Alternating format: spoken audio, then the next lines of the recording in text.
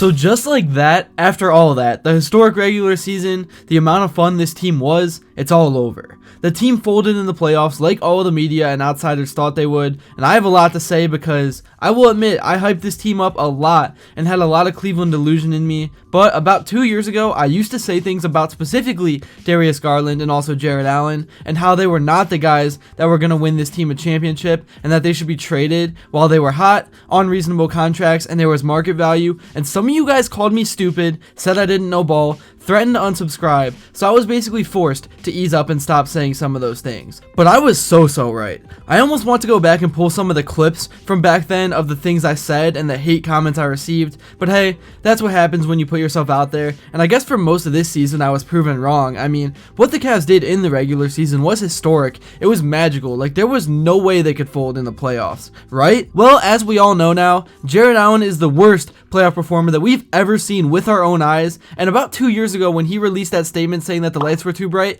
I think that was the sign that the Cavs should have got rid of him, but they just kept him around and nothing's changed, and why would it? He literally said it himself. The words came out of his mouth. And we now know that the regular season does not mean anything. The regular season compared to playoff basketball is not even the same sport. It's way more physical, and the Cavs just can't match up. I don't really want to use the injury excuses because every team plays through pain. We may have had some of the injury issues happen at the worst time, but I'm not giving Garland the excuse. He's small, he's fragile, he's never going to be healthy for playoff basketball because he's not a physical guy. He's just a nice guy with a nice smile. Same with Jarrett Allen, who's not willing to step up and box out anyone. He couldn't get a rebound over Miles Turner with the game on the line. The effort was pathetic. There was also a clip that came out from game 4 in Indiana where the Cavs lost, where when Hunter got hit and then he threw Benedict to the ground, everyone instantly ran up to him to join in the fight, and Allen just stood there like nothing was happening. It's just, he's so soft, man. He's a snowflake. I do like Max Strus and the effort he plays with, but you cannot go 0 for 9 in an elimination game after sending a text out before the game not to show up if you don't believe. It was the right message but the wrong messenger. I think this series ultimately came down to game 2 and the Cavs finding a way to lose when being up 7 points with 45 seconds left. I was at that game. It sucked the life out of me, it sucked the life out of the stadium and the team. It statistically should not have been possible to lose that game, but as we know in Cleveland, nothing is impossible when it comes to finding new ways to lose and letting everyone down. I do feel bad for Donovan Mitchell because he gave it his all. His outside shooting was atrocious, and so was his free throw shooting. But if there was one guy to not blame in all of this, it would be him and Evan Mobley. Definitely would have loved to see Evan Mobley more aggressive in this series. He played pretty well though and definitely evolved this year, but I still think he has 1 to 2 off seasons of putting muscle on away from being able to just be one of those true dominators and enforcers in the playoffs like a Giannis. Man, it really is just crazy how this team went from shooting lights out all regular season and in the first round to not being able to make a shot to save their lives. It felt like a shell of themselves out there. It felt like Space Jam where the Monstars stole their powers. It was so strange. And that now leaves the question, where do the Cavs even go from here? Because things clearly are not going to work with this current group. The guys are too soft. And obviously the only two untouchables are Donovan Mitchell and Evan Mobley.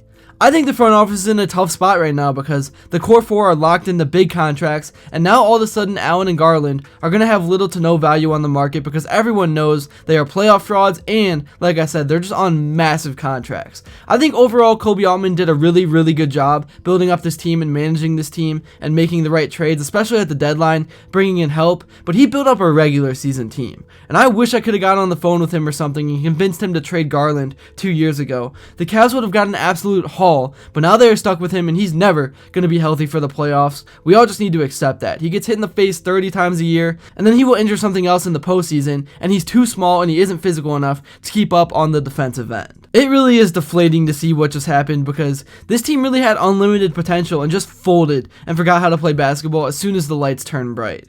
And they could have won this series. They were dominating inside, they were getting to the rack and drawing fouls nearly every time with ease, but they fell in love with outside shots that they weren't making. They settled, and you guys know how the saying goes, you live and die by the 3, and over the past week, the Cavs died. And I know I'm definitely not going to hold true to this, but I almost don't even want to watch any of the regular season next year. It's useless and a waste of time. The Cavs are going to win 55 to 60 games again. They are going to get the 1 or 2 seed. But when you got Jarrett Allen just staring into space doing nothing when the ball is coming off the rim, you're never going to beat a team that wanted it as bad as the Indiana Pacers did. I really do hope that Giannis is somehow available and the Bucks want to trade him. I'm not sure how much on top of Garland and Allen the Cavs would have to offer to get him and how the money would work, but to me at this point, he is the only realistic option worth breaking up this core 4 for. But even if that trade doesn't happen, the Cavs still need to find some way to get Jarrett Allen off this team and get something in return. And also, they need a backup center. That has been one of my biggest pet peeves with this team over the last 3 years. Why have we not had a legit backup center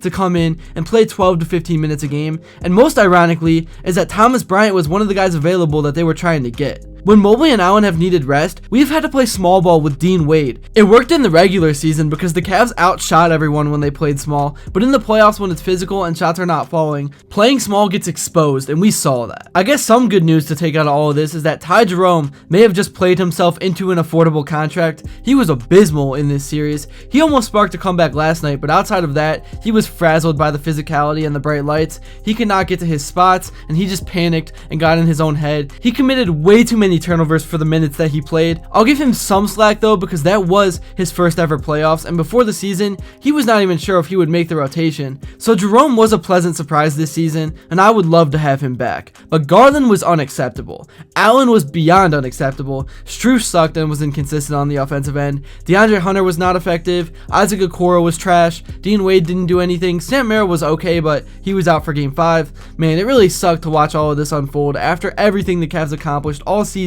and how dominant they were in the first round. Like, even Kenny Atkinson at first, at the beginning of the series, was unfazed and looked super confident even after going down 0-2. And how can you blame him? What happened in those first 2 games was an anomaly. The Cavs' process was good, but then it wasn't, because the Cavs fell in love with the 3 and they died by it when they should have been driving inside. And overall, I thought the perimeter defense on Haliburton and Turner was atrocious as well. I get that Garland had a bad toe, but how are you going to allow 4 straight wide open Hally threes to swing the momentum in that second quarter when the Cavs were up 15? After the first quarter, I felt relieved and was like, okay, the Cavs might actually get things done and force a game 6 to give themselves a chance. But then the real playoff Cavs showed up, the one that doesn't try or give effort, and they just allowed wide open shot after wide open shot. They allowed offensive rebound after offensive rebound until the game was nearly tied, and going into halftime, even with the lead, you knew the Pacers would win this game and finish the deal. The Cavs' body language was toast, and collectively, they just looked defeated. Man, it really is just sad that we watched the Cavs do all of that for the entire season